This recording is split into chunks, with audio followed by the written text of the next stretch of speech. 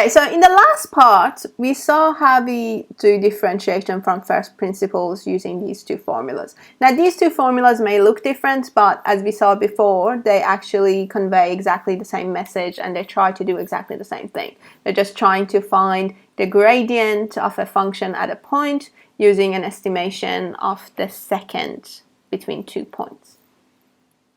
Okay.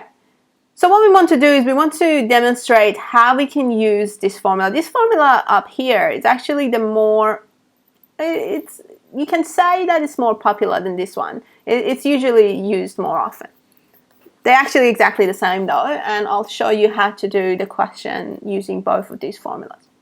Okay, so to now make sure that we understand the concept, we'll just try to do a quick example.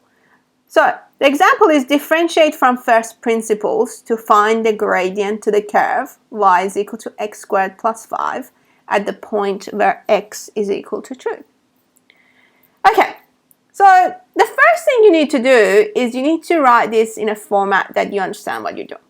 So to do that, I say they've given me a function y is equal to x squared plus 5. So they've told me that my function fx is equal to x squared plus 5. Okay. So now this function, what it's saying is whenever you take an x, you're going to square that and add 5 to it. So this function doesn't care whether you give it an x, you give it a 1, you give it a 2, you give it an orange. Whatever you give to this function, it's going to take it, square it, and add a 5 to it. So if I gave this function an apple, it would just take the apple, it would square it, and it gives me a 5. And it adds a 5 to it. Okay? So if I gave this function an x plus h, it wouldn't care. So it would take this whole thing, it would put it here. So again, whatever you give it, it's going to square it. So now I've given it this. So it's going to square that whole thing. And then to your input is going to add a 5. Okay, so this is really important to understand because a lot of students go and say, okay, that's x squared plus h plus 5, which is incorrect. And the reason for that is your function actually takes whatever input you've given it, squares that and adds a 5 to it.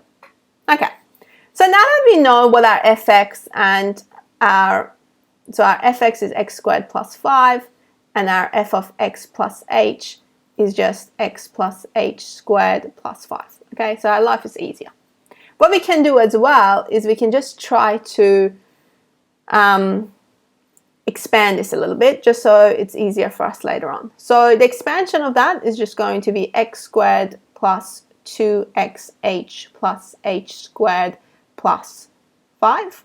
And the reason for that is we know we have a formula a plus b squared, and that's equal to a squared plus 2ab plus b squared.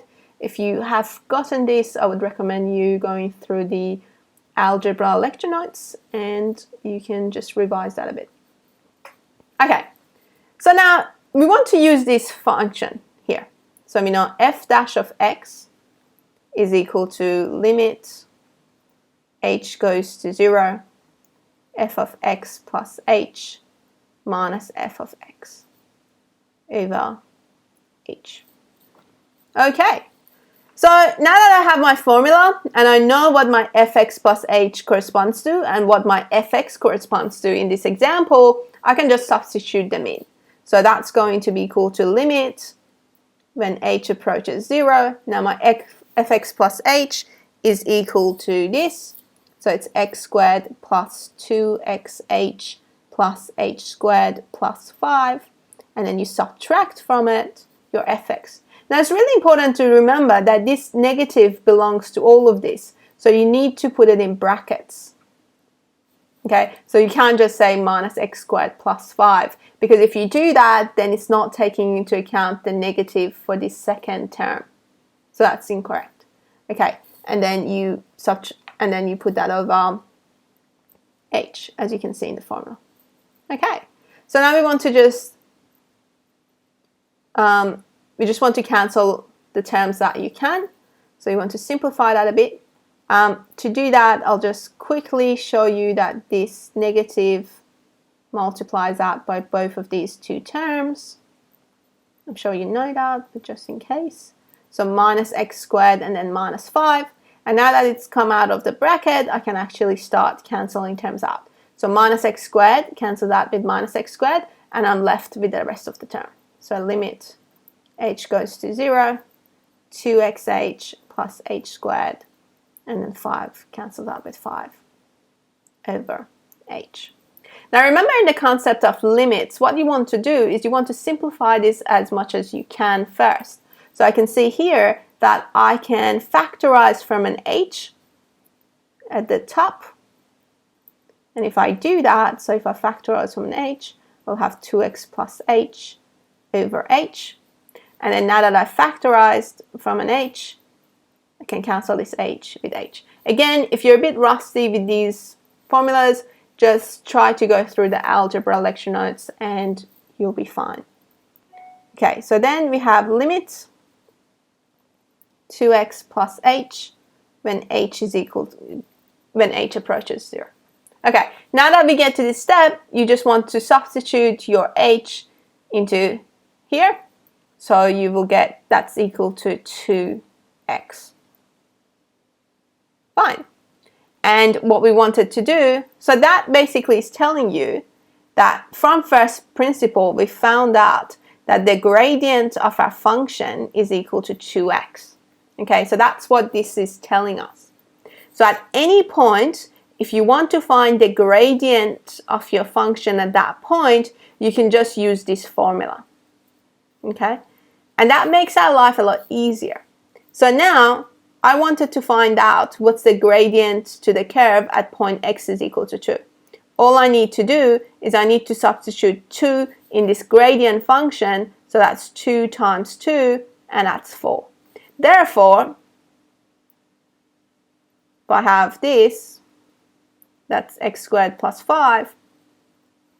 If I go to point x is equal to 2 and draw a tangent to that curve, I know that the gradient of this tangent is actually equal to 4. Okay, and you can see that that was a lot easier than us trying to find rise over run, and it's a lot more accurate. Now, this formula is really good and is really important to us because now I can just find the gradient at any point. If I wanted to find the gradient at point 1, all I had to do was I had to substitute 1 in my gradient function. Okay, so that gradient function is the gradient of this curve at any point x that you want.